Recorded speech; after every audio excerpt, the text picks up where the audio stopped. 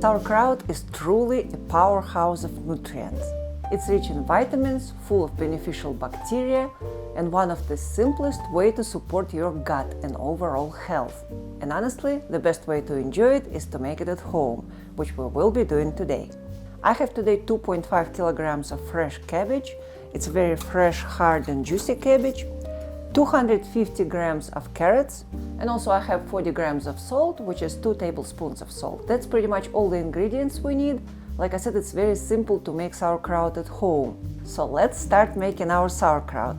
First thing, we need to slice our cabbage very finely. This is probably the most time-consuming part, but it also calms your nerves. Let's slice it thinly, just like this. It is a pretty fast and simple process. We don't need to cut the harsh part.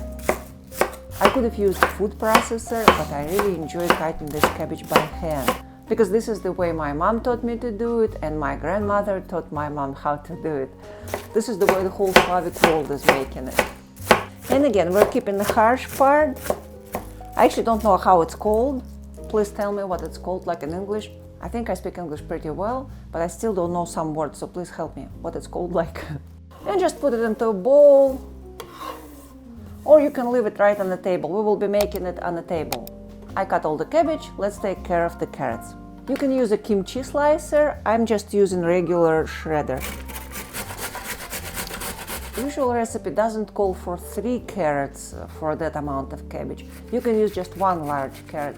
But I like my sauerkraut to be very festive and orange, so I add a little bit more carrots than the recipe calls for. Our carrots are ready as well. There we go. Like I said, it's a very simple recipe. So now we're just going to dump all the cabbage on the table. Just make sure your table is clean. Cabbage goes on the table and carrots are on top of it. And our 2 tablespoons of salt are being spread evenly over the cabbage. For 2.5 kilos of cabbage, you can add 3 tablespoons of salt. It depends on your taste. You can also add 1 teaspoon of sugar if you want your sauerkraut to start fermenting faster. But I don't like doing it because I don't like adding any artificial sugar, so let's just go with salt. Now we're going to lightly press our cabbage throughout the whole thing. Sauerkraut is one of the most powerful foods you can add to your diet. It's packed with vitamins, natural probiotics, and nutrients, and all of them support your digestion and overall immune system. Don't go too strong, just slightly press it. It actually feels like a very light workout, which is great. We need to mix the salt into the cabbage, and we need to make it just a little bit softer, just so the fermentation starts. Turn it, make sure that you turn all of it, and press it. And I can see that juice is starting to form already, so this is good. And now it's time to collect all the cabbage and put it into the jar. I use this 3-liter wide mouth jar. You can find them on Amazon. So now let's fill the jar with the cabbage. We're transferring our cabbage. Put a little bit of cabbage in the jar and press it really well with your fist. Now you need to press it really well. More cabbage. And press it again. Next portion. Sauerkraut is just super popular in all the Slavic countries, in the ex-Soviet Union and many other countries. If you're invited as guest to pretty much any of the holidays, you will find a bowl of sauerkraut on the table.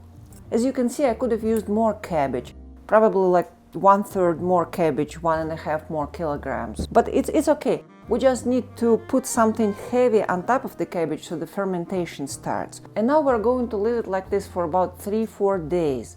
The fermentation process is going to start pretty much tonight, tomorrow morning. And I will be seeing bubbles coming up. So I will need to just poke it slightly through because there will be a lot of bubbles and a lot of liquid. And during fermentation, beneficial bacteria develop. Many store-bought versions are pasteurized, which can reduce the beneficial bacteria. And after 3 or 4 days, I will show you how our sauerkraut looks, and we will just put it into the fridge. For today, this is it. Like I said, it's very simple and quick. And I will see you in 3 or maybe 4 days. So it's been 4 days and you can see our sauerkraut is almost ready. And as I already mentioned, twice a day I was poking holes to help fermentation process to go faster. This recipe of sauerkraut has a little bit more carrots than regular sauerkraut, but I like it because of that. It's much more festive and colorful. Now it's pretty much the last step. The only thing we need to do, put it into the jars and send it to the fridge for about 3 days.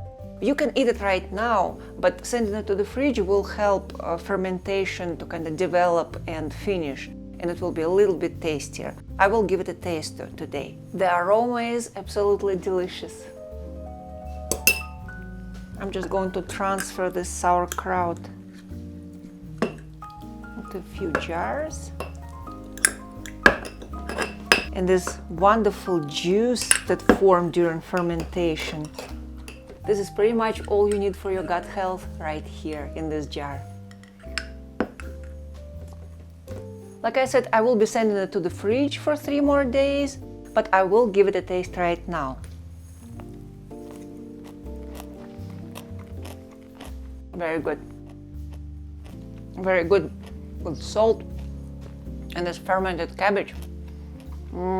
In 3 days, I'm gonna be ready to eat the whole jar. So we're packing it into the jar. I'm gonna cover it with a lid and send it to the fridge for 3 days. In 3 days, it will be incredibly delicious. Please try making it and let me know in the comments how it came out. I'd love to hear from you. Thanks for cooking with me today, and remember, stay healthy, stay balanced, and keep it tasty, like this sauerkraut.